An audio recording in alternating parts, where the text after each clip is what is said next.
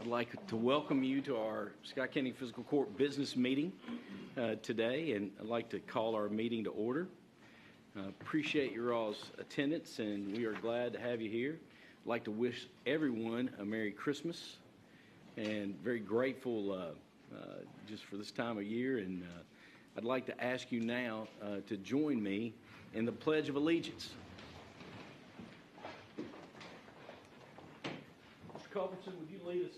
Yes, sir. Pledge allegiance to the flag of the United States of America and to the republic for which it stands, one nation, under God, indivisible, with liberty and justice for all.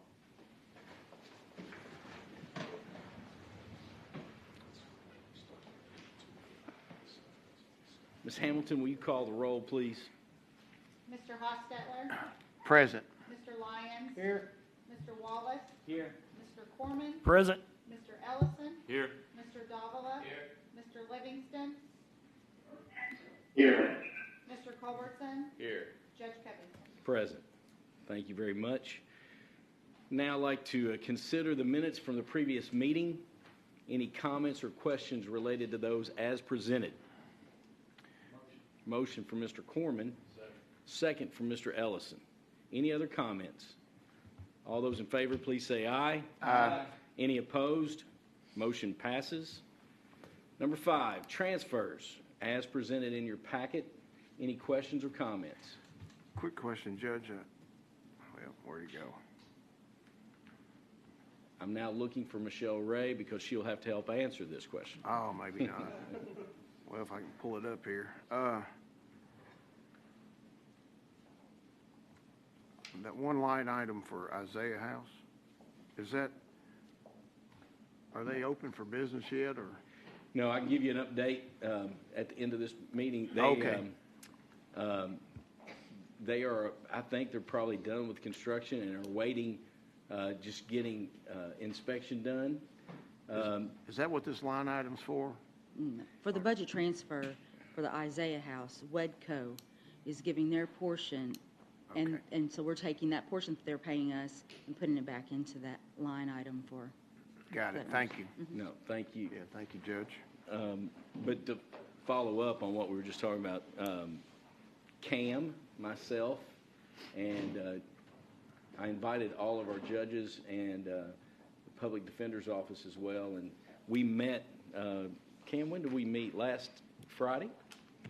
Last Friday we all met. Isaiah House just went through their programming, and it was a good meeting to just meet with the judges and kind of go over what they're going to be able to offer our community. Good. So we're getting close to them opening. Yes, sir. Thank you, Judge. Motion. Motion. Is there a second? Second. Second. Any other questions or comments? All those in favor, please say aye. Aye. Any opposed? Motion passes. Number 6, bills and hand checks. Any questions or comments related to those? Motion. Motion from Mr. Hostetler. Second from Mr. Ellison. Any other questions or comments? All those in favor, please say aye. Aye. Any opposed? Motion passes. With that said, I am going to like to recognize some of our guests that we have today. And we have a special award presentation from the Kentucky Association of Counties. We're very grateful for the work that KACO does across this state, the work for counties and just advocating for what's best for our communities. And Jim Henderson is here. Jim, thank you for being here. Shelley Hampton's here. Gracie Lagadinos is here. Thank you all for being here and the work that you all do. And we're very grateful for our relationship and, just the collaboration. So thank you very, very much. And then we're going to recognize Senator Damon Thayer. Senator Thayer, thank you for being here. And I would like to publicly say once again, we are blessed to have his leadership in our community and at the state level in the state Senate, and the work he does for all of Kentucky, but then the work that he does for our community and his district is very, very, it's just remarkable. And the results that he brings to those communities to help with infrastructure, to help with a variety of items is just really remarkable. And Senator Thayer, we thank you very, very much. So with that said, I'm going to turn it over to Mr. Henderson. Thank you for being here, Mr. Henderson. Judge, thanks, and thanks for letting us be a part of your busy agenda today. Our president's online there, and the court knows that he is with us virtually, but he's here all in spirit with us today as well. So, you said it earlier, Judge, this is the season of reflection and a lot of things to celebrate. It's been a kind of a day of celebration here earlier with the swearing in of the county officials. So it's fitting that at this time of year we spend a little time reflecting and thanking people and acknowledging those who have been important to us. And thank you for your words about Keiko. I will tell you that Keiko would not be able to be as successful as it is without the support of our county officials and the incredible relationships we have with members of the General Assembly. That doesn't happen by accident. When we asked Leader Thayer about where he would like to have this award presented, he didn't hesitate. He said, I want to do it right here in my home in Scott County at the Scott County Fiscal Court. So this is his choice to be here as well as ours. So I think that speaks a lot about the relationship he has with you all. I shared last year we have just begun doing these awards, and there are a lot of folks who stand in line to ask for things from our members of the General Assembly, particularly those in leadership. And the two words that I said last year when we were here that are often said too few times is thank you. It's just really important to say thank you. Those of us who served in elected office know how much it means to hear those words, because we hear all those other words way too many times. And so today is really just about saying thank you. Again, you all understand it in your community how important Senator Thayer's role is for you. And I think you understand how critical it is to the entire state. If we didn't have a good relationship with Leader Thayer, a lot of the issues that are important to us would not make it through that narrow gate. We call him the gatekeeper, and that's his role and so many other roles he has there. But it just wouldn't happen, and so it's important. I will say this, and then I will present him his award and let him speak to his constituents here.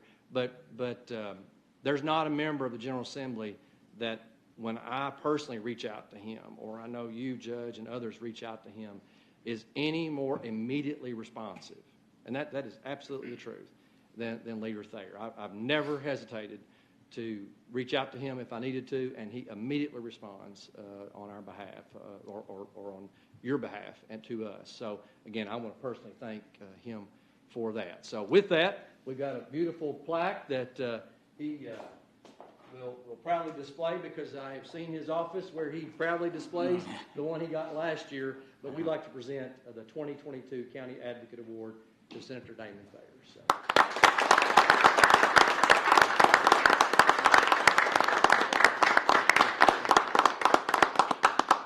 Thank you, Jim, and thank you, Keiko, for bestowing this award on me for the second year in a row. I love the way the plaque works, Judge, because right there, Scott County, it's not covered up by one of the letters. Go right up I-75 into the other parts of my district, Grant and Kenton. So I'm glad that, unlike other counties, Scott County is on display right there, not covered up. Judge, thank you, and members of the court, thank you for allowing me to receive this award here at home. Not only is it a shorter drive than going up to Independence, but it's home. I've lived here now for 30 and a half years in Kentucky and 22 years here in Scott County. And come February 4th, it'll be 20 years that I've served as the senator from Scott. It had been since 1964 since someone from Scott County represented Scott County in the Senate. We'd had senators from Woodford County, senators from Harrison County, and I think it's only appropriate that the senator from the 17th District is from the fastest growing county in the Commonwealth. I appreciate all the good work that you do. I'm a big believer in almost all cases that local control is the way to go, and I have a great working relationship with Jim, Shelley, and Gracie, and all the folks at CAECO on your behalf. And it's nice to be recognized. I didn't sign up to do the job to get awards like this, but I'm not going to lie, it's nice to be recognized. And I'm very grateful during this Christmas season to be recognized as we'll be headed back into session January 3rd. And I hope you all come over to your state capitol and visit me and talk about the issues of importance. CAECO's a very good organization. They do a terrific job representing you. They represent the judges, the magistrates and commissioners, county attorneys, sheriffs, jailer, et cetera. They do a terrific job, and that's a lot of cats to herd, a lot of people with differing agendas, and they do a really good job, and they're a great voice for you. And I look forward to continuing my work with them on your behalf, and I thank you all very much, and I wish you a Merry Christmas. Can I ask, could you all do one picture with the CAECO staff, and then could we then do a picture with the court?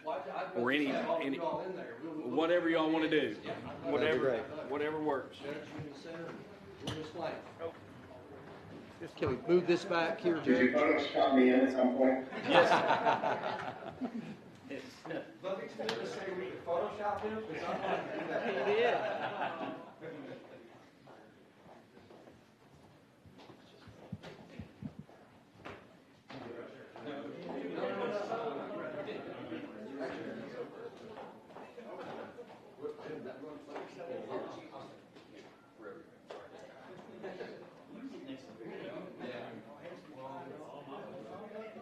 We need to shift like.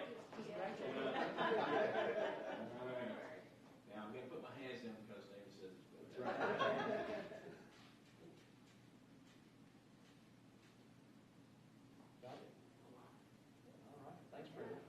Thank you all. Thank you all. We sincerely appreciate what you're doing.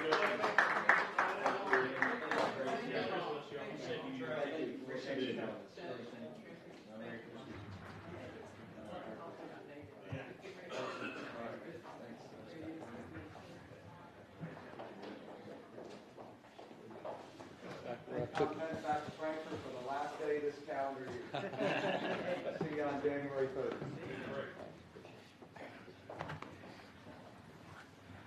Thank you all.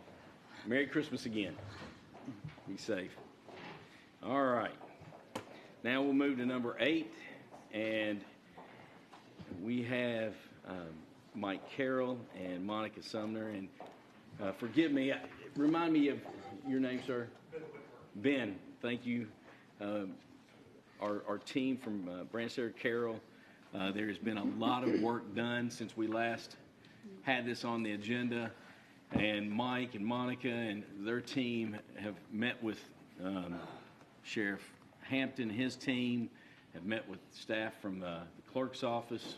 We've also met with Chris Runyon and his staff and team, and worked very hard to try to take the original site plan, floor plan, and try to do some revisions to save money where we could. And I certainly am open for any questions and suggestions from you all as we go through this and after this.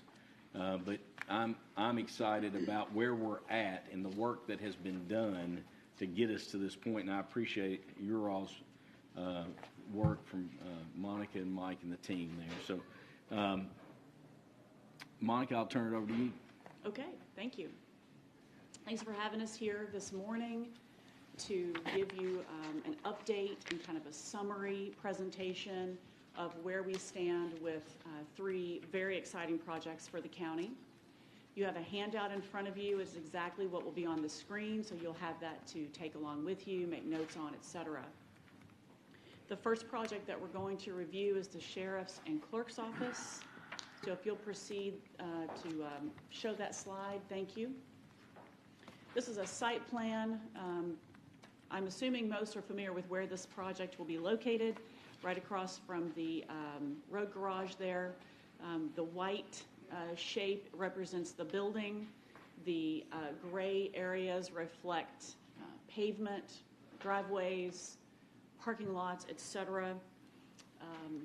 I can't read the parking counts and things on that screen. They are on your handout. They're probably too small as well. But we're going to end up with sufficient parking for visitors and guests to the building. We've worked with the Sheriff's Department and the clerk's staff to account for staff parking and other vehicles that need to be there to meet their needs.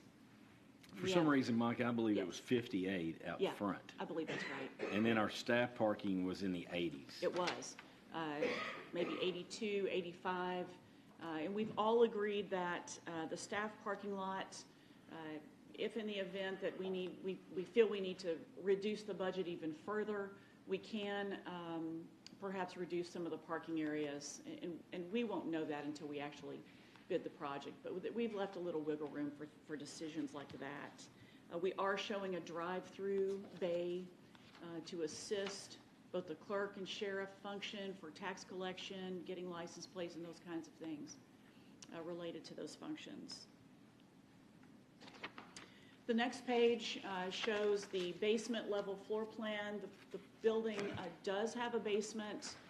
It is fully sunken with the exception of access into the sally port, which is shown on the left-hand side. That will provide drive-through ability for the sheriffs for a variety of function. And then there is a man door located to the rear, access of the sally port for fire egress. Is the sally port right above the drive-through area? It is not. It's on the opposite side of the building. Yes, sir. I see. Okay. Monica, I think last time we talked about a double door there at the Sally Port. Am I correct? Into the building. Yeah. I believe you're right. Yeah. Yes. So we have progressed you noticed that, Chad. Thank you. We have progressed the construction documents a little beyond this drawing. Okay, I understand. So this is the last presentation drawing that we did, and I mean, it's probably I think we did this December 1st. Okay. So since that time, we have progressed the construction documents. Construction documents just don't present very well. We do keep those in front of the judge and in front of the sheriff, and of course, at any time you want to see that, we can get those to you. Yeah. So all of the blue shaded functions are sheriff functions. The pink area is shared, and that's primarily mechanical, electrical, stairs, and elevators. Looking at the first floor, the main level now, again, all of the blue areas are the sheriff's areas, which is the primary user of space here. The pink areas on the right-hand side are clerk and community room. The yellowed areas reflects the public entrance and the restrooms. I know it's a lot of information to take in at a glance. Yeah, might be. The basement areas, the unfinished areas have potential to be used as a voting center, and in the event that there will be a large quantity of visitors in the building, they can proceed from the yellow area. There's a door by the restrooms that access that purple area, which is elevators and stairs. And in the event there's a voting day in this building, there's the ability to utilize access control to allow public to go into that voting area and exit the building without getting into the staff areas of the sheriff or the clerk.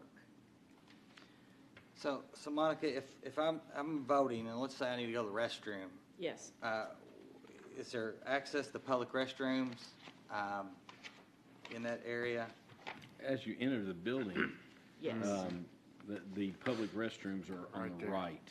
So if they were going to go vote, they would have to pass the public restrooms. Oh, okay, Yes. There in the lobby. okay. All And I right. would imagine on a day like that, you would have that separating door there Right there. propped Yeah, okay. open I see them now. with They're just signage and labeled. Yeah. directing people to the elevator. At this time, there are no public restrooms in the basement. And the basement is going to be concrete floor and concrete walls. Yes. And then there will be LED lighting and electrical outlets that will make sure that would serve the voting center. That's a good, or that brings a question. You said at this time, so restrooms in the basement. So is that a big deal in the future, or? The white section doesn't have any public restrooms in that area. Right. But the sheriff's. Oh, they do. The sheriff's office. I misunderstood you. You will did have say. men's you and did say- women's locker rooms that Gotcha. have access to restrooms there. Gotcha. Yes, there are no public bathrooms in the basement, but there are I'm- restroom You said that and I facilities. misunderstood. That is okay. Yeah. Yes. Mike Carroll. Yeah, Rick, I was gonna also say, we're gonna stub out plumbing from the back of where the sheriff's lockers are, so we can plug in the restrooms there. Yes. In the basement Yeah. for the future, so we've got. Perfect. We don't have to. Yes. Sure. Thank you. Smart. And we'll also note that there is a storm shelter requirement in public buildings, and the locker and restroom areas in the basement will be rated for storm shelter. So the walls are thickened and the ceiling is hardened, and that provides a safe place for people in the building to go in the event of a storm. This is kind of off topic, but going to that, I noticed you said all public buildings now? I mean, Public safety buildings, yes. because I know, we build schools and they're doing that in Yes. all the schools that we've built for the last couple of years, Yes. or 3 years, storm shelters. Yes. Okay. All right, moving on then to a street view or an elevation view to see what the building would look like.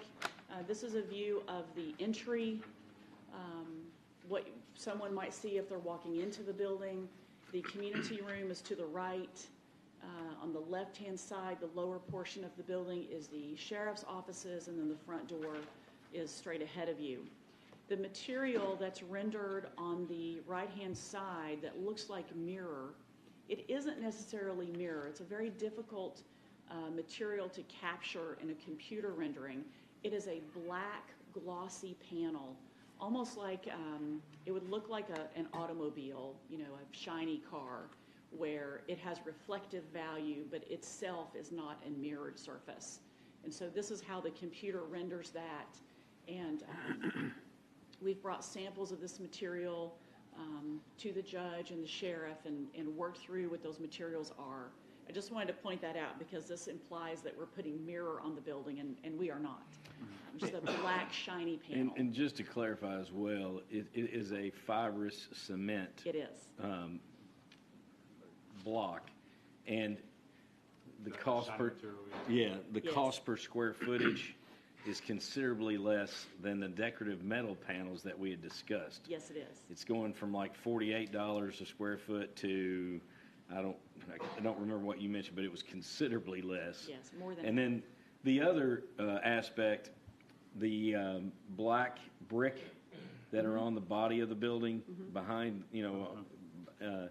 those bricks are going to be the same. We're going to try to do the same bricks that are all at the road department. Yes. And then there will be decorative metal above some of the windows, not all the windows.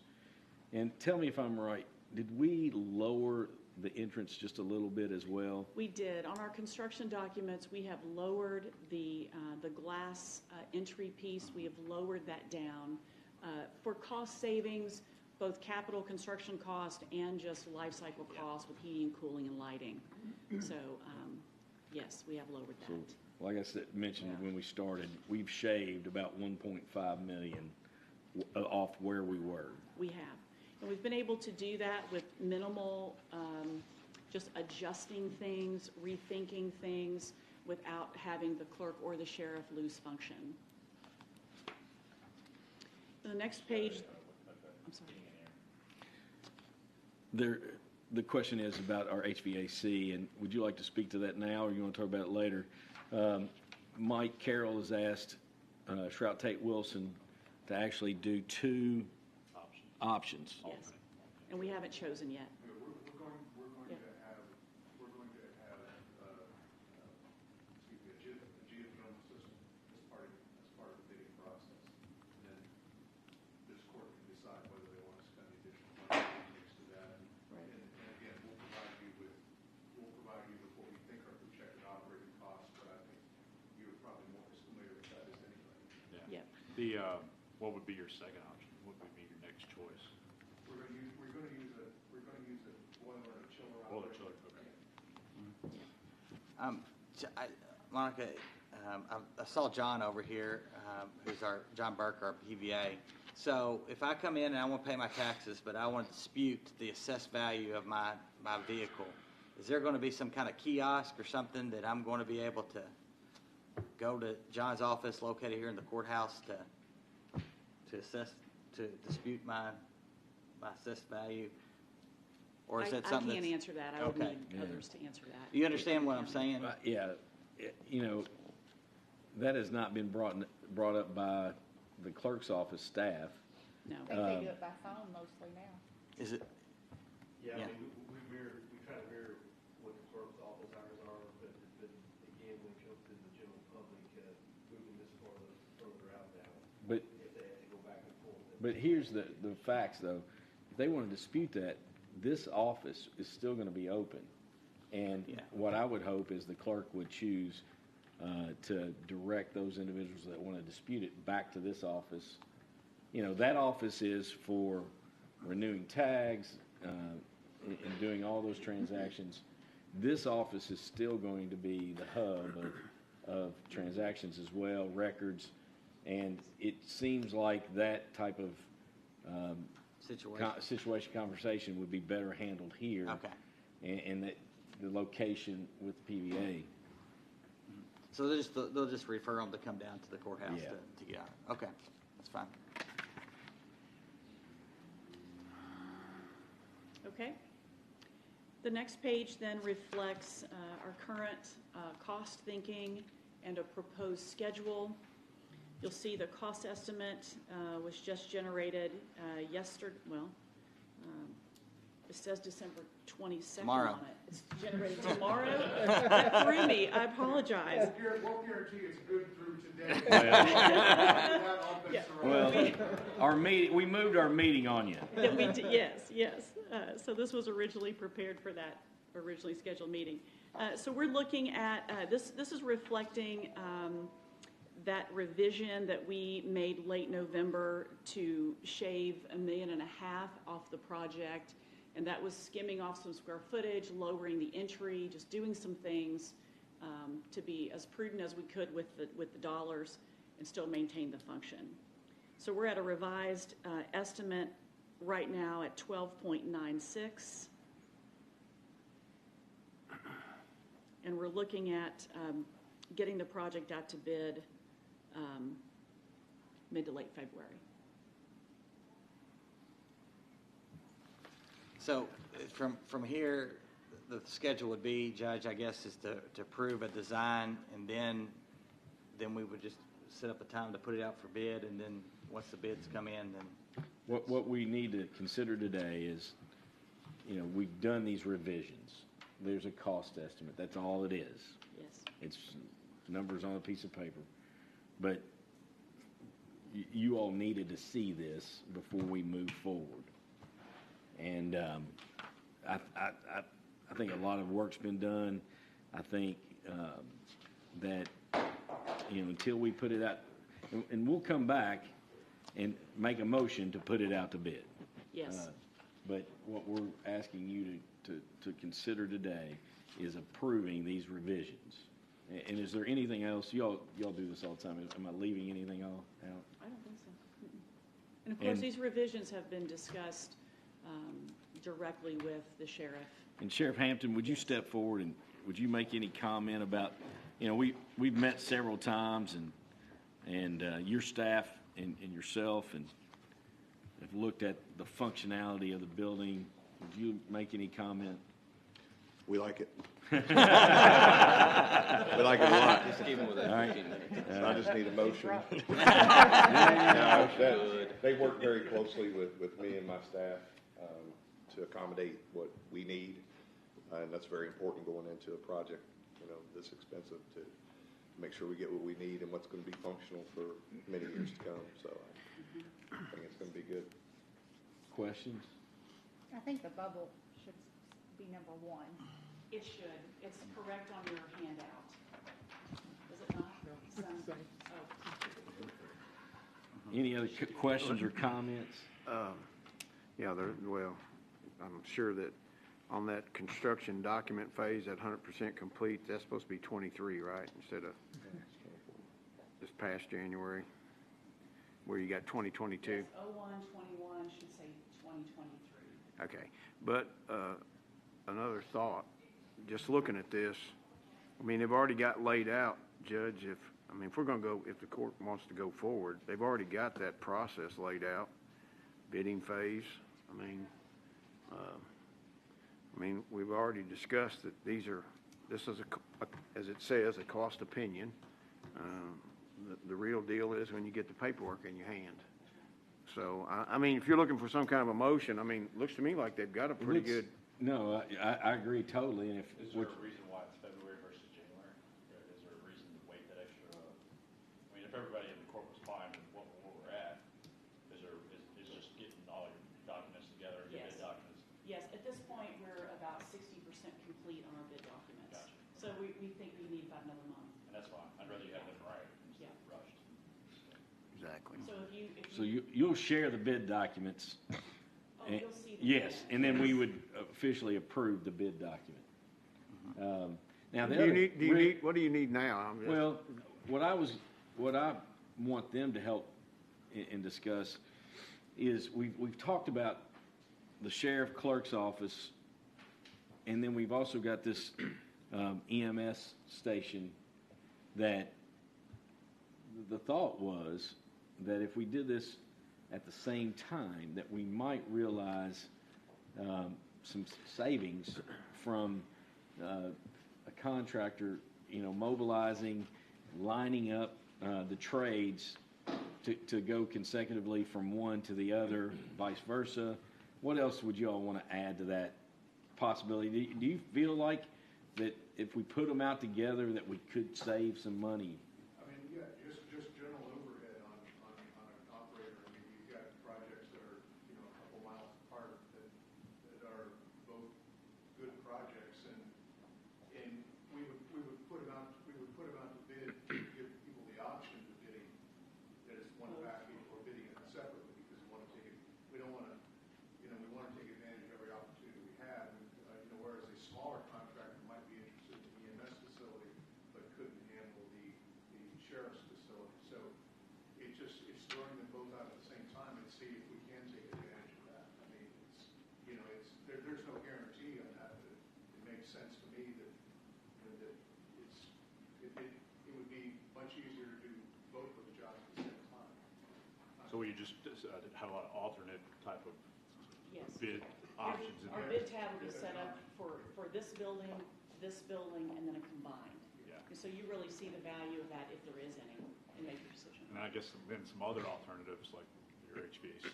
Correct. Or Yes. if it's asphalt or whatever you want to pull out. Yeah, there will be some other options. Yeah. And then the two other things that I want to mention is, A, we're going to do direct purchase on everything.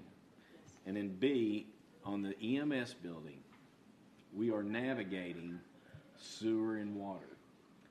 That parcel's stuck over there on the other side.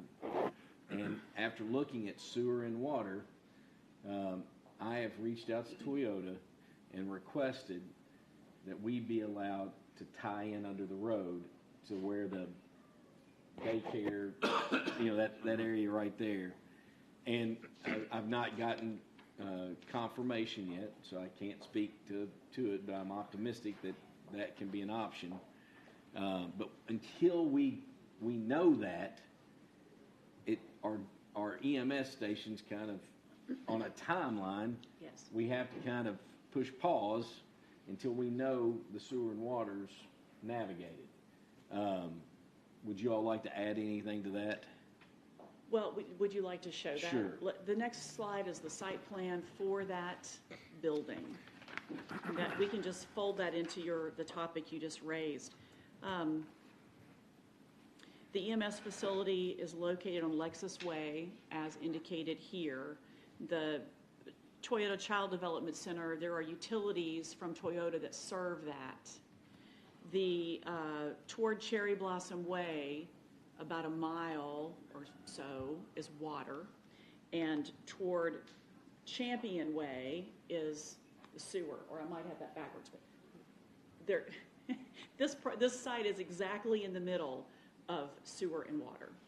Or, like Judge Covington mentioned, if Toyota will let us tap into their system, it's right across the road. Can you get both towards Toyota, water and sewer? You go that direction? That would be the hope. Yes. So And the that's the question has request. been raised, and we don't have an answer yet. So the schedule for this project hinges on that. And then Now, we're still developing our construction documents for the building, however. And it's going to take you months, even if they say yes. Going through Georgetown Water and then going through state. It takes a long time around here. It does. You know, And that's for construction. That would not prevent us from bidding necessarily. Sure, right. So that's really what we're focused on is You won't ever when have and how do we water or bid it? sewer, you won't ever have water at your site to Yes. do any construction with. Yes. Same thing with your KU thing, or power, whatever. That's probably KU there. So that's a big question right now. Until we get that answered, we don't know which way to navigate. now, the other variable is, as you look at the site plan, you see the EMS facility and parking for EMS, but as you can see, the bays for the EMS facility extend into that paved area. Well, the future fire station connects, their bays will butt up to the EMS bays, and then their building will be, you can see their building and then their parking. One other aspect that we've discussed with the city, and I've met with Mayor-elect Jenkins and Andrew Hartley as well, is, the question is, when do they want to build that building? And that won't be answered until January if they want to consider that.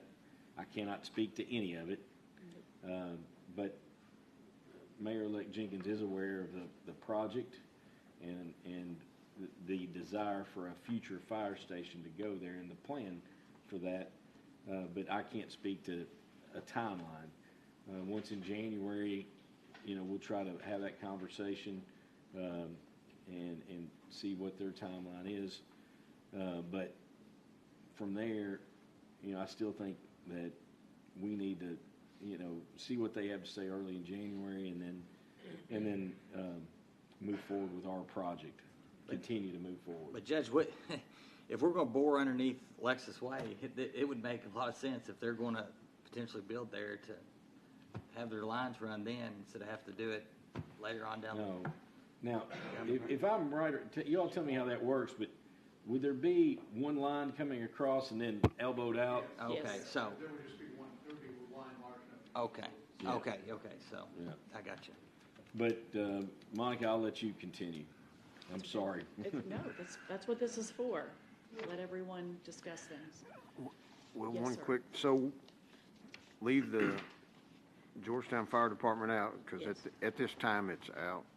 So you got two access points, but we would just be building on the one access point. No, we are showing 2 access points for your project. Oh, so this is, Regardless of, yes, and these are existing aprons or cuts in the road. right. They're already there. So we're we gonna tie into them. would build on our project this other longer one that comes around behind the, Yeah, that's how the vehicles circulate in and out of the Gotcha. bays. But, Yes, sir. but Monica, going out, you can't make a left turn. It'd be a right turn only. Yes. The one on this left-hand side of the... Yes, ma'am. Yes, that's correct. so that means we'd have to build this other one you're talking about. Got it. Yes. That's going to be the entrance and exit for Yes. the first responder vehicles. Right. Gotcha. And that other access is just for public. Yeah, I see that. Okay. Thank you. You're welcome. You might have said this, generators above included. Yes. Actually, we talked with Chris last week about the possibility, because we don't have gas service out there either, of doing either a propane or a diesel at both stations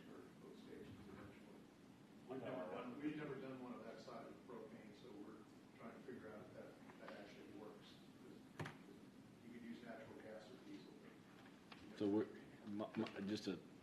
we're actually working through a process of adding some diesel generators at other EMS and fire stations right now. So Okay. that's been a topic. So I think if the propane, if natural gas was available, I think the court would probably lean towards diesel. Is that what? But it would take a huge generator if it's all electric heat. I mean, if you had a propane, you could have a dual fuel system where it wouldn't take such a large generator. I don't know. Maybe I'm a not. buried tank. Maybe, I don't know. I'm just wondering which state they should know. You understand what I'm saying? That if I'm going for a hearing test. if we put in if we put in the diesel generator with all electric heat, the generator would have to be massive to handle unless we had propane and some other heat source, I would think. But I don't know. The building, actually, I don't think it's going to be that bad because the building's not that big. And a lot of it are bays, which we use the infrared heating in those bays, and they don't take a big power surge in there. Literally half the buildings are probably apparatus days. But one of the things that we were talking about at our main fire station on Cincinnati Pike was a dual, and could we consider, that for efficiency reasons, that dual system. Is that what you're? Yeah, dual essentially fuel. what we're saying. Judge, Yes, David sir. Livingston texted me. He can't hear if you're not us. But if anybody speaks out, Okay. if they could So come we need to the have mic. people come to the podium. I'm Yeah. sorry, David. Yeah. We will have people come to the podium. They can't hear you either, Mike. So, A lot of it also depends, Alvin, on what you hook into your generator. It depends on how much what areas that you decide get hooked into your generator, because you're only talking about maybe once a year that it even runs in a situation. So, and for how long? So, how much you spend on something that you don't use is the question. Mike, if you want to go back to where you were without me interrupting you. I think we're ready to turn the page. All right. And of course, we can revisit anything that anyone would like. Looking at the floor plan, the orange is the apparatus bays, and that comprises almost 5,000 square feet of a 13,500 square foot building. So the bays do represent a substantial portion of square footage in this building. The green areas reflect admin, and that's where the front door is, should there be visitors to the building. There's a small lobby and window and a unisex one restroom there off that lobby, and then the director's office and support staff. The blue areas are training and classroom areas. That's about 3,600 square feet of the building. The rooms are transformative and with partitions and things to have EMS training there.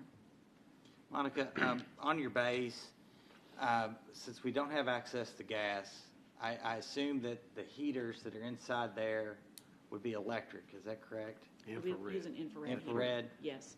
Okay, That's what Mike was talking about. okay, but now in all the other places, I believe that we do. JR, don't we have gas at all, like the fire stations and your road department? Is that correct? JR, will you come to the Yeah, I thought we had converted on. Gas at several other fire department stations, so, yes. So are we going to have an influx in utility bills with, this time of year and? Okay. It's going to happen no matter what you. Yeah, but I think we converted to gas because at one point there was electric ones that. The gas went up double Yeah, from a year ago. I understand. I was just trying I'm to. waiting on the contract myself, trying to find the cheapest price. Yeah. Is geothermal being considered here? It ends up hitting you. So if we do go geothermal, then that could, okay. I understand. Chris, would you come up as well, because I was going to ask you a few questions. Monica and Chris have worked quite a bit, and I wanted to ask you to comment. You and I were just in a meeting with BCTC, the advisory board, about the paramedic certification program and how important this training area is to that program and where our plans are now. Could you comment to that? Sure. So we're still on target to begin that program, in August of '23, just a few months away. They have created or allowed us to come in and use some space for that initial class at the Scott County campus, but it's temporary, and they're actually going to let us utilize that classroom just to store all the equipment that will be needed, whereas, this facility is set up to have all that storage as well as to run classes simultaneously. That's why we have the breakout rooms. In January, we're starting an EMT class and an advanced EMT class that both start January 10th and will run for 3 or 4 months at the same time. So we need separate classroom space. So that's kind of why we did the transformative design, so we can break this up and have different groups in at the same time in the building. So those plans are moving forward, trying to address the needs of workforce and staffing. And the hopes are that this could dovetail into and move, the plan is to move that from BCTC to this facility once it's completed and move forward with continuing education. And then you all are also do staff training here. Absolutely. You'll invite community groups into this training area. Yes. You all do all that stroke training, CPR, AED, all those things can be done out of this facility. All our community outreach. And BCTC has indicated that, this space they're allowing us to use is temporary, right? So it's not a long-term plan. Yeah. But, we'll have fire department training and all that. Yeah. So I just wanted everybody to understand how this all kind of fits together and works together. Any questions? In this training room, is that a roll-up door? Yes. Yes, that will allow us to access all your equipment? Yeah, for part of the paramedic program, you have to have an ambulance simulator or an actual ambulance. So you can pull one in. Like this, we don't want our students outside. So we'll be able to pull an ambulance right inside the classroom and let them do their simulations in there. One other thing, Judge, and we've talked about it before. I know that I think the court's aware that we're working with the city on putting a safe haven baby box. I knew where you were going. Yeah. So, with the current situation in our nation, with how the laws have changed, Roe v. Wade was shot down, or however you want to put that. We're already seeing increased use of baby boxes. All 50 states have a safe haven law of some type, and they're all, anyhow, I know, speaking from my spot on the board with the pregnancy center, we've already talked about it, and the center is willing to, in the future, do the same thing we've done with the city, and that is finance everything. So there wouldn't be any cost except for a spot to put it in the side of the building. So looking at this building, I'm going to ask everybody, you want it public access to public parking, and have you all talked about where to put it already? We have Mike and his team, when they came up, we discussed that. We've already talked about that it. in mind moving forward into construction phase. Yeah. All right. I was just looking around, because what we've already done at your place now, I'm just looking around and seeing a lot of windows. Yeah, we want to get ahead of it this time. So. Right. Thank you. All right. Any questions for Chris about any of this? And then one other thing I wanted to mention as well, kind of like the domino effect. The purpose of them moving their admin offices there is because the admin does some of the training or considerably involved in the training. So it makes sense to be near the training. The city, I've met and talked with Chief Thompson and his staff, and Chris has as well. The hope is once we get this completed, the city fire is going to take over the Broadway station and have that as their admin area. EMS will keep one bay and one team there. Correct. The shift supervisor and another team, the hope and plan is to move to the station that's closer to the hospital and give that shift supervisor that access there. It's kind of like the domino effect that helps the city fire and helps us as well. So I just wanted everybody to be aware of that. Any other questions for Chris? And then we'll turn it over to Monica. Okay, I just echo Sheriff's comments. We're worked close with Mike and Monica, appreciate it, and it works. This is great for us, so meets all our needs. Thank you. Chris, you left out one comment.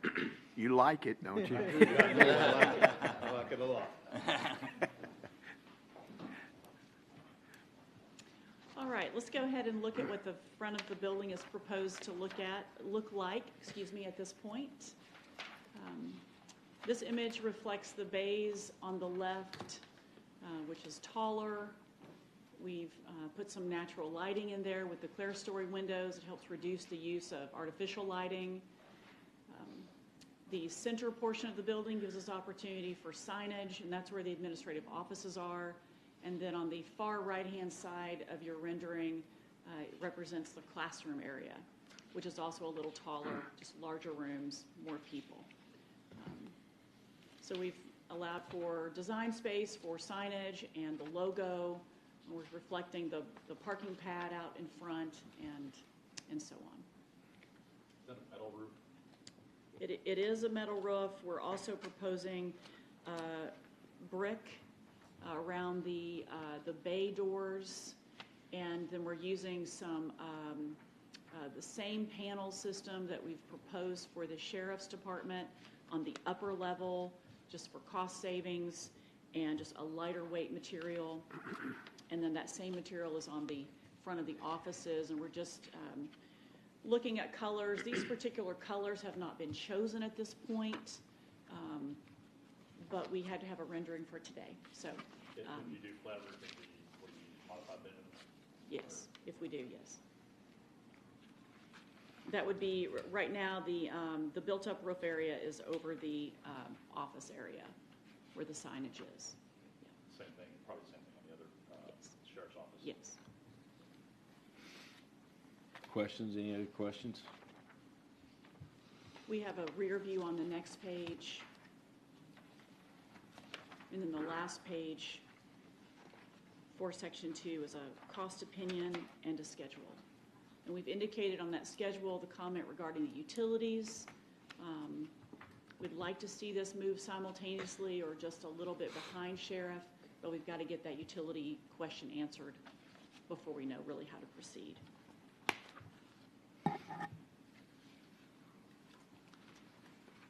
Any questions or comments?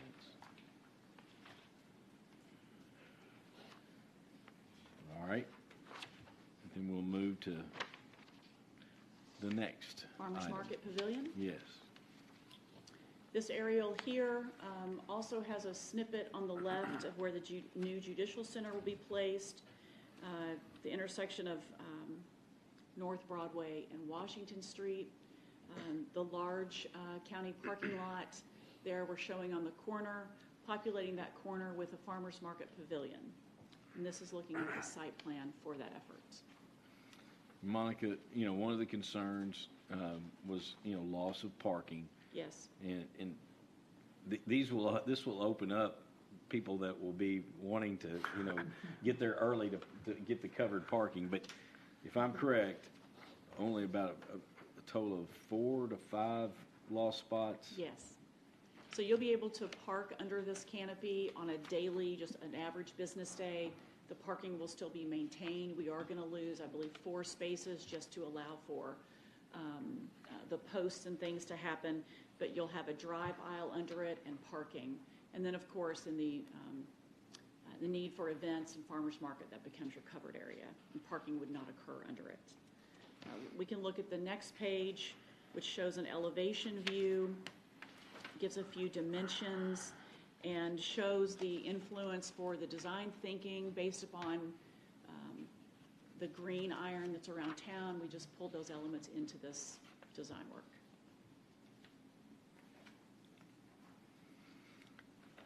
Monica, can you share the revisions that your team did Yes. from the original rendering? Yes. So it doesn't look a whole lot different, but we did lower the eave a little bit. And we also, one of the revisions is you'll see, and I'm looking at the elevation view, the view that's on the screen, if you're looking at your handout. In the center of that long run, there's a widened column bay, and that's a 24-foot wide space that occurs on both legs of the L, and we made that change to accommodate a portable stage that might be set up for an event. So, you know, a flatbed type trailer rolls in there with the stage, and it can be set there. So those alleys down both sides of the L Yes. are 24 feet wide. Yes, they are. That would Yes. have to accommodate any. You dropped the 12 feet down to 12 feet. Yes. I still think that wouldn't interfere with the stage. I don't think so. You agree? I do agree. That's the reason why we've shown people here in silhouette, so you understand the scale of this structure. And if that stage were off the ground, say 4 feet, people are still under the eave if they're standing on the stage. Okay. And you, one of the last questions, I've talked to the judge about this, you've made this bird-proof, correct? It is not bird-proof. We're only architects. We don't sell gas or electric at good rates, and we can't keep the birds away. But here's what we did do. Yeah. And this speaks to some of the changes that we made for economical purposes. You see in the part of the structure, that has the rounded member. We have eliminated those throughout the structure. Those are only on the ends where they sort of have a design influence. That's a great place for birds to sit, and we had those at every column. So we've taken those out. And if you look at the next page, you'll see what that looks like underneath. What we're doing is we're looking at a pre-engineered structure. There are two companies we're working with, Polygon and Icon, and we've utilized them before, and recently for the Berea Farmers Market. Much smaller structure, but we're following on that knowledge for how the structural system works. And essentially you start with a basic building and then you add to it. So in other words, we're adding the arch, and we're going to be able to see what that dollar value is. But we did take them out from all the underneath of the structure, and they're only on the ends. The column bases, for example, the building will be erected with a simple or plain column, and then the decorative boot would be like an add-on element. So we're working with them to coordinate those details, and we have a way to go yet, but so that's what we're proposing. Is the reality, though, on those arch members that we're going to have some clear, like, spike strips that keep birds from... That is the reality. Yeah. Or you eliminate them. It's a balance between the look, tone, and feel versus, the practicality of it. I get rid of the spire right now. What's that? That top piece. You want to get rid of it? Well, I'm just saying if cost and issues, that'd be the first thing I would. Yeah. Could you get rid of that spire and just put a cupola? You can. Might be a cupola. That's a cupola. I know, but we can get different sizes. I'm just talking about a run-of-the-mill. This is an off-the-shelf Don't put a item flag sold by pole. Campbellsville Industries. So that's off the shelf by It is. Campbellsville. It's store-bought. They bring it in on a truck, and we set it in place and bolt it up. Could you give us like 3 or 4 options of none? Could you give us a view with none? Yes. And then Because that's a possibility. a Yes. cost, could Yes. Campbellsville Industries tell us, here's A, B, and C, Yes. and this is how much you want, or none? Or none. Yes. How's that sound, Dwayne? Don't we have one I'd work- judge out of the county park we could put back up there? The birds will be an issue. I mean, they'll have crap all over them. They will. On the cupola or on? The cupola and Those any end pieces. flat spot there is, that's where the birds are going to go. Yeah. It's just the facts. So we could go down that with options before We're we going to move continue forward. to work on that. Yes. Yes. Realizing that is an issue. Any other questions? We'll go to the next page. The one other thing, Judge, that I think Dwayne brought it up, and what do you call those things, those concrete barriers, the pollards that I'm afraid that what happens if somebody backs into one of these things and, Yeah. breaches the metal structures? That's So what's really not showing here on this drawing is that we're not reflecting the actual topography in this computer sketch. Computer sketches are great, but sometimes they don't align with reality. And so we are right now trying to get a hold of the topography, so the topo survey for that. We've already looked at the utilities, and that corner, as you know, is higher than the rest. So there's a slope from the corner back down into the parking lot. And what we're envisioning is, and we have a cost assembled for that, which you'll see on the next page, for seat walls. And so we're going to have some type of retaining structure, low, that those posts will actually rest on. So the posts themselves, we don't look to be necessarily fastened to the concrete, but on some type of concrete stone structure. Like you'll pour a footer and then, Yes. and a, The footer will come up out of the ground, and then the post will be anchored to that. Yes. And that's a Alan? detail that we're still ironing out. But would that eliminate your parking, though? If you've got that retaining wall, how do you get in there to It park? won't. It's going to Okay. be up against the sidewalk so Okay, that we on the can, other side. so, you know, you either have to add dirt somewhere or take dirt away. And since we can't alter the rest of the parking lot, or you wouldn't want to, we also need to maintain the curb and gutter and sidewalk at street level. The best way to do that is to lower the interior of that parking lot at the corner. And we'll do that with some retaining walls, but we'll make them attractive, and they become a seat wall. In the event you have an activity happening, people want to sit there during the farmer's market, they just sit on that. But we also are considering car barriers for that intersection. We're showing black bollards here in this rendering, which could be lighted. And so there are some safety concerns too with having any type of pedestrian activity on a street corner of a busy intersection. So there's some things like that that we're mitigating, the grade and the strength of the structure and the safety of the pedestrians. But if the wall is on the street side, the side Chad's worried about is on the parking lot side, there's still Yep. no protection for those posts then? Well, we envision the posts being, having a concrete foundation. Okay, and then the above posts. ground, okay. Yes, Okay. I probably didn't make that almost very like a clear. collar. Yes, yes, yes. Like a concrete base, Yeah. and then the column fastens to that. Okay.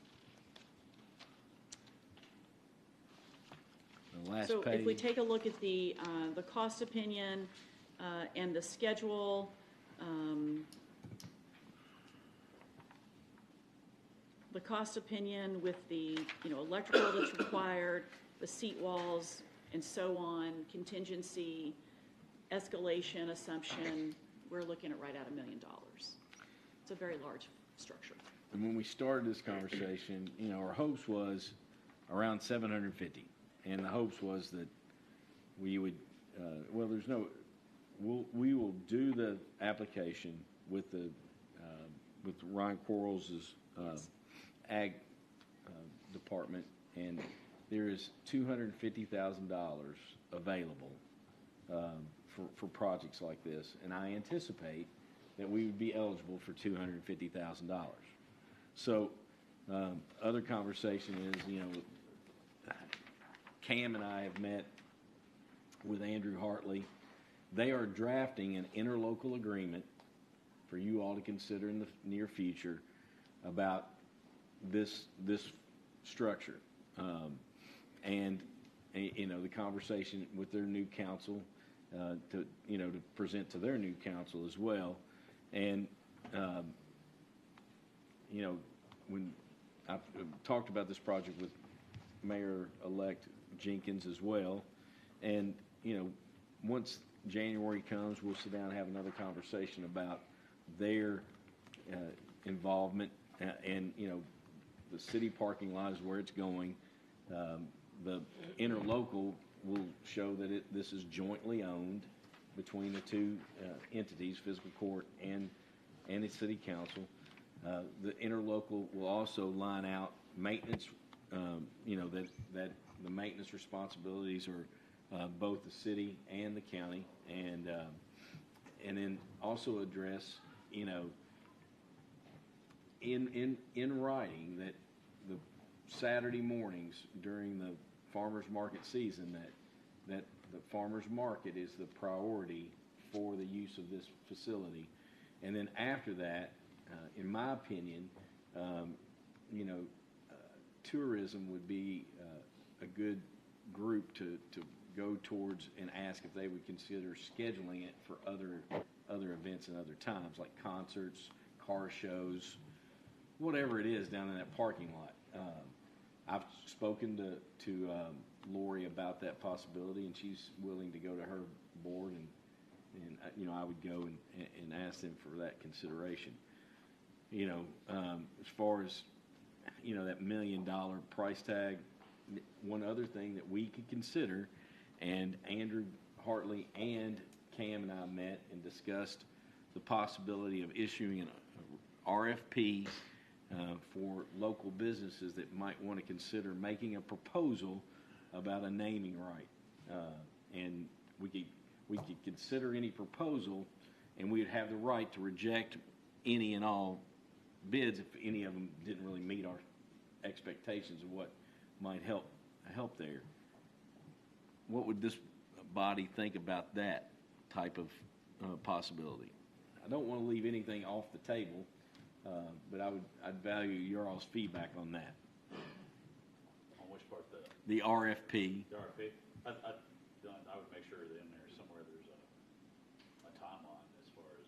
Oh, it would have to be like a 5-year agreement, whatever it is. Whatever it is. Yeah. That it doesn't just stay on there, you know, they get 20 years free after, No. No, we would have to have a timeline. Yeah. And then, Sell it. Sell it. yeah. Do you all agree that we do need an interlocal? Yeah. Yes. Yes. And I believe that it should be that it lays out that it is jointly owned, city and county.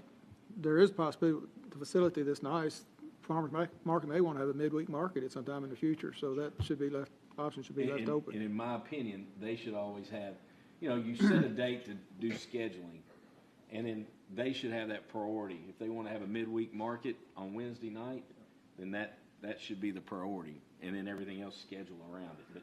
But you have a date, you know, January 15th or whatever every year that we're going to do scheduling, and they have the priority and fill in those dates, and then from there, Lori can take requests. If we work that out where they would be willing to do that. But, you know, I truly believe that this is a much-needed project. I understand that there are variables until we get down there that we can't nail down, and until you put it out to bid with the specifics, it's the same with the other two, that we can't nail it down. But I would like the court to consider this project as well today, of some type of motion to approve and move this thing forward. And I would value comments from anybody right now. So, Judge, going forward, are we best served to do it by individual, like vote individually on each project versus grouping them all together? That might be the best way, Chad. And you all help me understand. If we approve today each revision and site plan, floor plan as presented, Yes. that moves us to the next phase. Yes. And we come back and we'll have bid documents to approve next. Is Yes. that the next phase? Yes. Okay. After that, you still have the bid acceptance. That we can Yes. accept or reject any or all. We typically come to the fiscal court and ask permission to advertise for bids. Correct. As a formality to get that on public record, make sure everyone's good with where we are. And then once the bids occur, of course, then we go into selecting your bidder with you. Alvin? You know, I've said for a long time, it would be a tremendous benefit both to the farmers of the county and to the citizens of the county to have this farmers market, a permanent location, a nice location. This is a very beautiful drawing, but this is much more than just a farmers market. So, in my opinion, we should ask the city for a little help. I mean, they're providing the site belongs to them, so that I don't expect them to go half, but they should have a little skin in the game because it's going to be used for much more than a farmers market. But I'd like to see us move forward with it. Maybe it's some of their, you know, public works more on that side of things. They can offer for so many more years or something like Well, that. More efforts per day. would the court consider allowing, once Mayor-elect Jenkins comes into office, that I can formally sit down with him and and ask for their consideration on any financial contribution, I think is what you're asking for. You know, is there anything that they could contribute this budget year and then maybe into the next budget year? Because this will string out in past July, no doubt. So is that what the court would prefer? And I think we can still approve moving forward, but ask for me to formally ask Mayor-elect Jenkins for consideration and to talk with City Council about any financial contribution that they might consider, and any other considerations as far as public works. You know, just there'll have to be, just like any other event.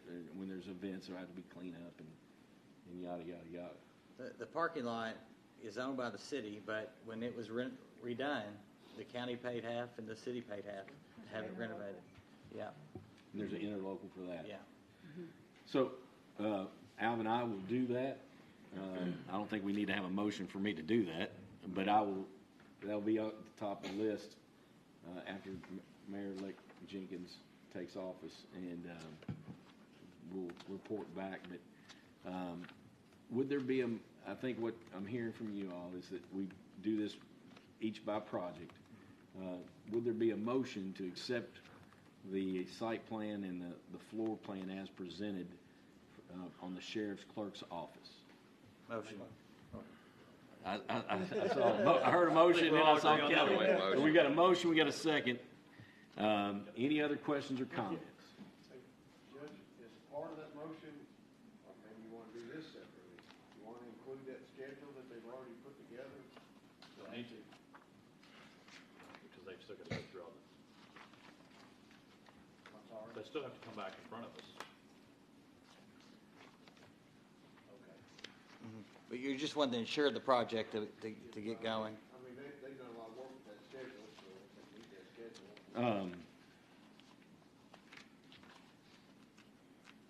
Maybe we don't even need a motion. They're gonna continue filling the pieces in on the schedule. Okay. Complete even. But When they're ready to go out to bid, they have to come and. Sure. present the bid package. Well, that's part of the schedule, yeah. So, okay. All right. So we have a motion, we have a second. Any other questions? Any other questions? All those in favor, please say aye. Aye. Any opposed? Motion passes. Now, we'll go to number 2, Georgetown Scott County EMS facility on Lexus Way, presenting asking for your consideration on the site plan and the floor plan as presented. And the concept design, please, In the concept design. just the exterior. Yes. And are you all going to, I don't want to know, Mike, if you mentioned it, but I know we talked about geothermal for here. Are you going to also look at doing the HVAC like in a different way as well? Yes, we're exploring the same options with both. So you're looking at both options for Yes. both facilities? Gotcha. Yes, sir. And then let's make sure that on that EMS station that we also have consideration for a dual fuel system Okay. in emergencies. Yeah. So, Okay. all right. So any questions or comments, and would there be a motion to accept that? Make a motion. So we have a motion, and Mr. Dobbs, second. Any other questions or comments? All those in favor, please say aye. Aye. Any opposed? Motion passes. And then number 3, just with the Farmers Market Pavilion, with the presented site plan, concept plan, and anything else that I should include? We were going to look at the options on the cupola, correct? Yes. Yeah. We'll continue, we can bring those back to you. But that, in the wording of the motion, we can say with approving the concept and the site plan as presented and requesting options on the cupola. Do we need to include anything else in there? I mean, they're going to review all this again. Yeah. Because even Yeah. in the schedule, Judge, if you, in the packet, we're still not into design development, so, and that's where we do those types Okay. of things, All right. explore. So really, we're asking for a motion for concept and site plan Yes. approval. Yes. So Alvin Lyons makes that motion. I think he's been a strong advocate for this. I appreciate that motion. Second from Rick Hostetler. Any other questions or comments? All those in favor, please say aye. Aye. Any opposed? Motion passes. Thank you. Thank you all very much. I am proud about these projects that are going to serve our community in so many ways, and I'm excited about moving forward.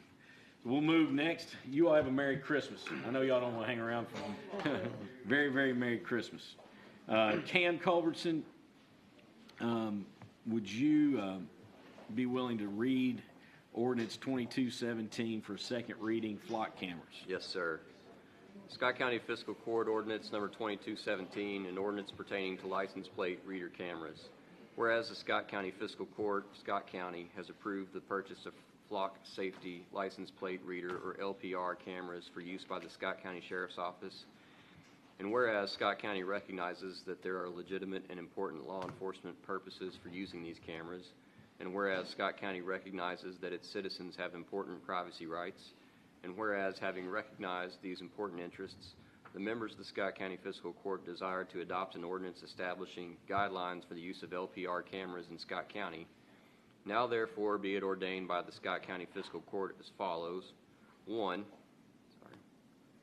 it is the policy of the Scott County Fiscal Court to authorize the Scott County Sheriff's Office to utilize LPR technology to capture and store digital license plate data and images while recognizing the established privacy rights of the public.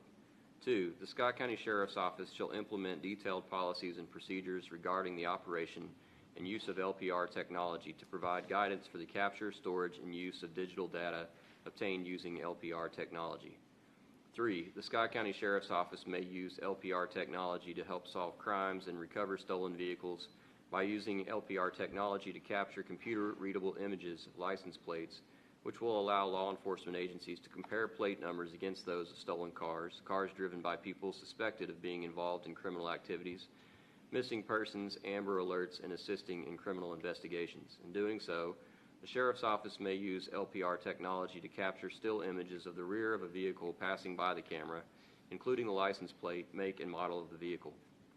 The image may be collected and stored for 30 days and then deleted unless identified as part of a criminal investigation. 4, the use of LPR technology for traffic violation enforcement, revenue collection, or facial recognition is prohibited. 5, the use of LPR technology to capture images of pedestrians walking is prohibited. 6, all installation and maintenance of LPR equipment as well as LPR data retention and access shall be managed as determined by the Scott County Sheriff or designee. The Sheriff will assign a supervisor to administer the day-to-day operation of the LPR equipment and data.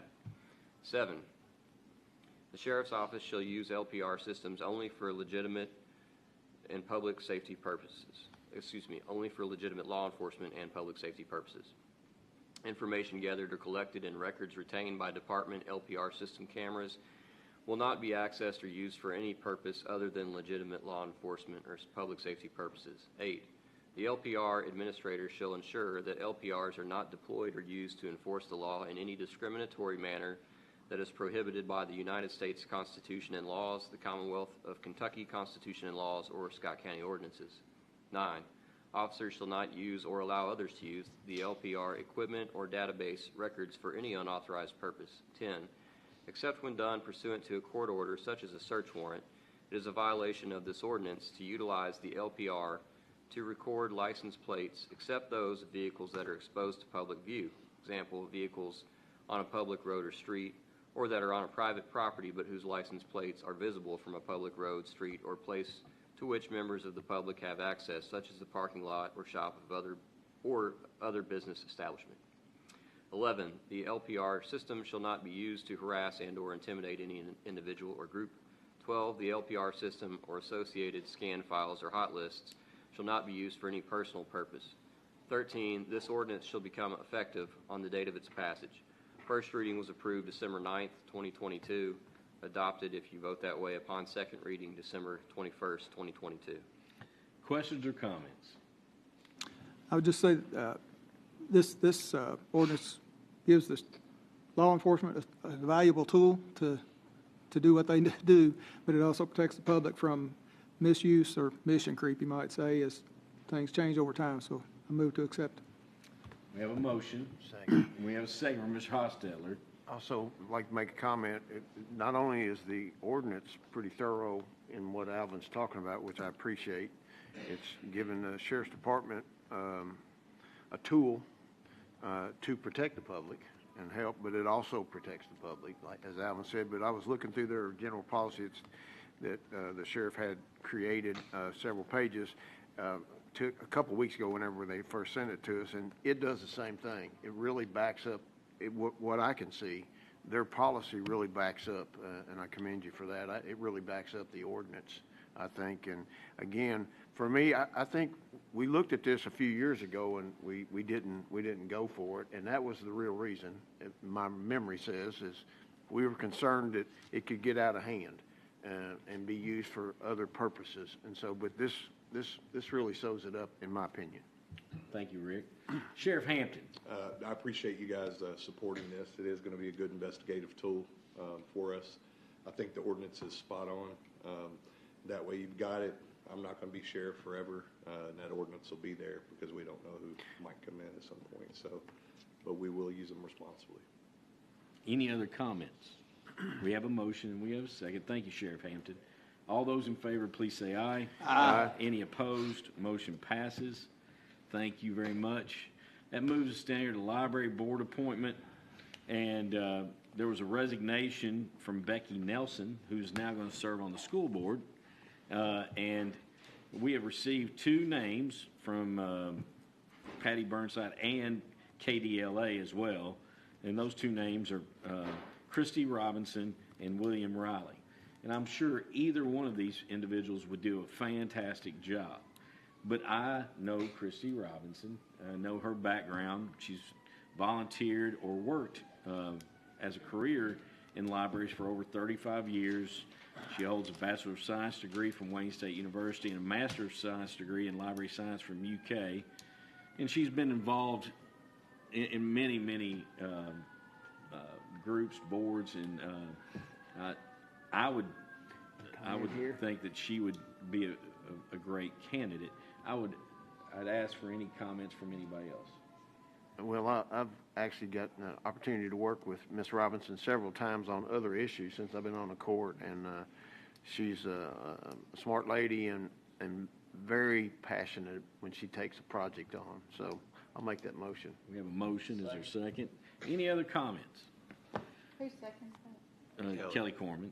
All those in favor, please say aye. Aye. Any opposed? Motion passes. EMS promotions and new hire.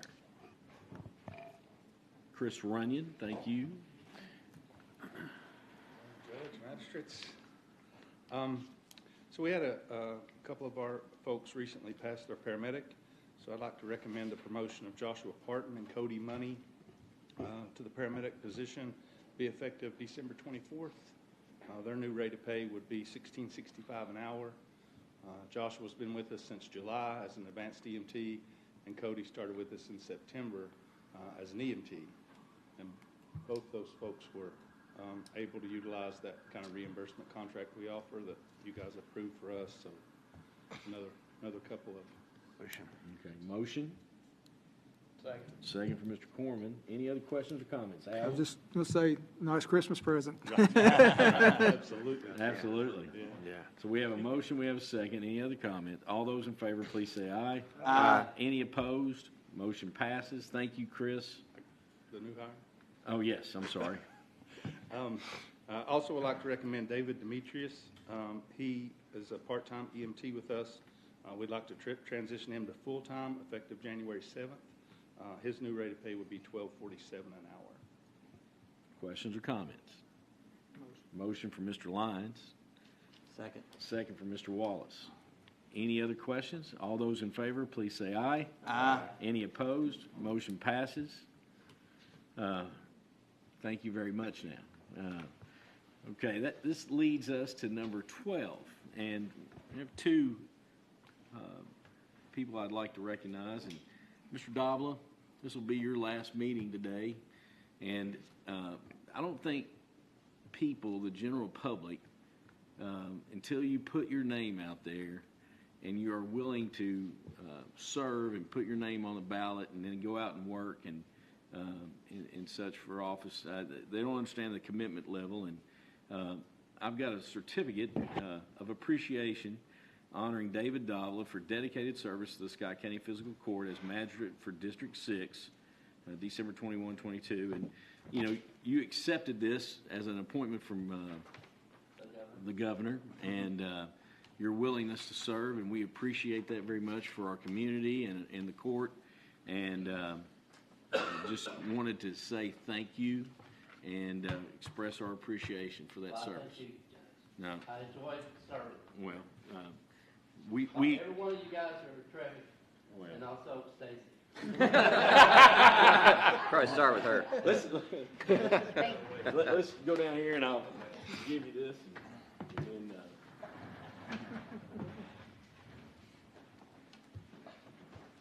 You too, Stacy. I don't know. I'm like a dog. Now they can tell us.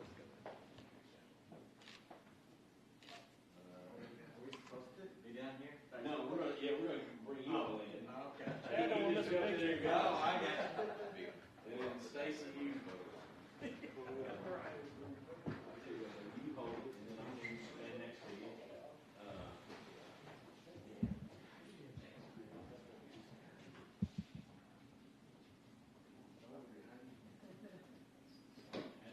This way, just a little bit. Okay, good. 1, 2, 3.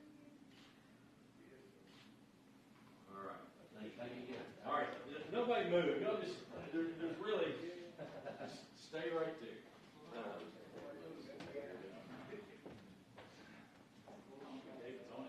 I printed it for you, so you can read it on paper. Let me take it out of the box. Yeah, we need to. No, let's go down there and take it out.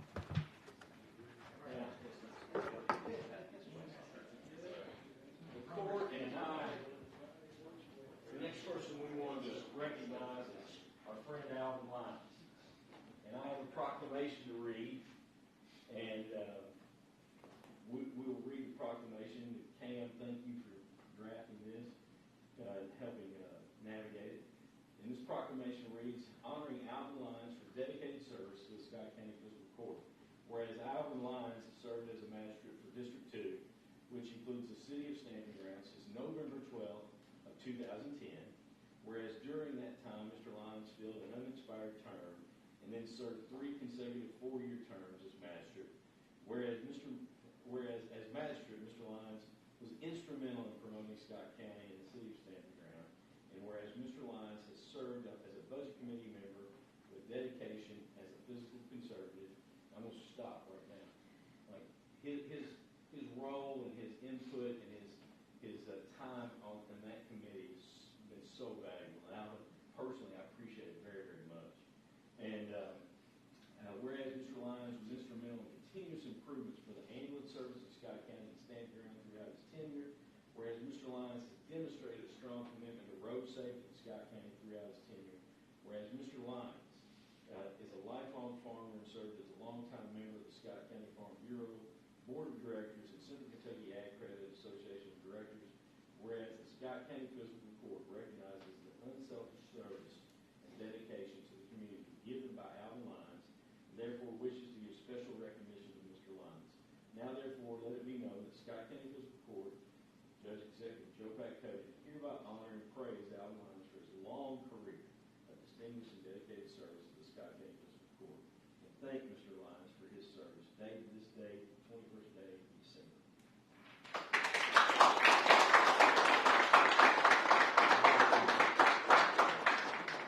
Now, let's give you that, and then speech. Just that. You really didn't have to remind me that this was the last day.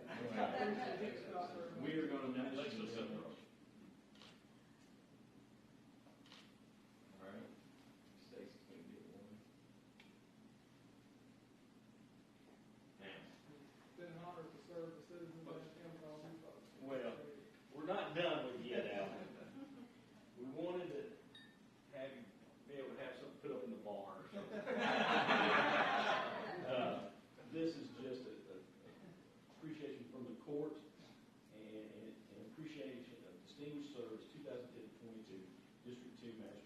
I've got fingerprints on it, I apologize. But it actually has your district, you know, it's highlighted in there. And we really appreciate you. We will miss you. Your service has been just exemplary, the dedication, not only to your district, to the whole county. We will miss you greatly. Please don't be a stranger. So, let's see. We got one picture with that, and we'll do that. Oh, well, you get in there. Anybody, here, Michelle Ray's back there crying. Come on up here, Kara, Michelle, Jeff, JR.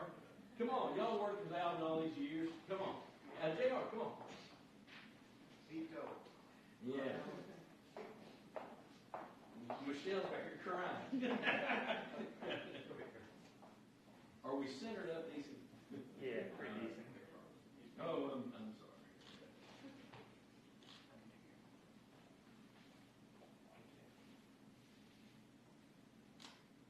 Thank you, Ryan.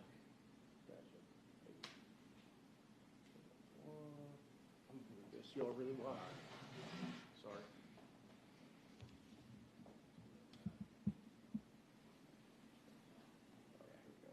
Smile, JR.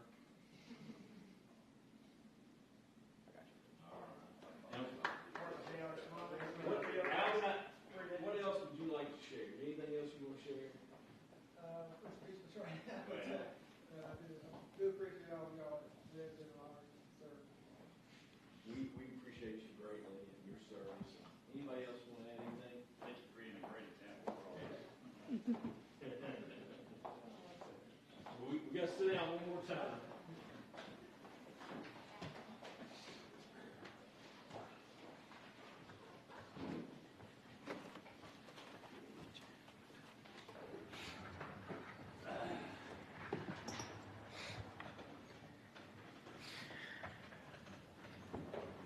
With that said, I do have one, we really don't have new business that we can consider, but I do want to ask everybody in this room if you would consider sharing social media posts about our cold weather shelter that we partner with the city and the Gathering Place Mission.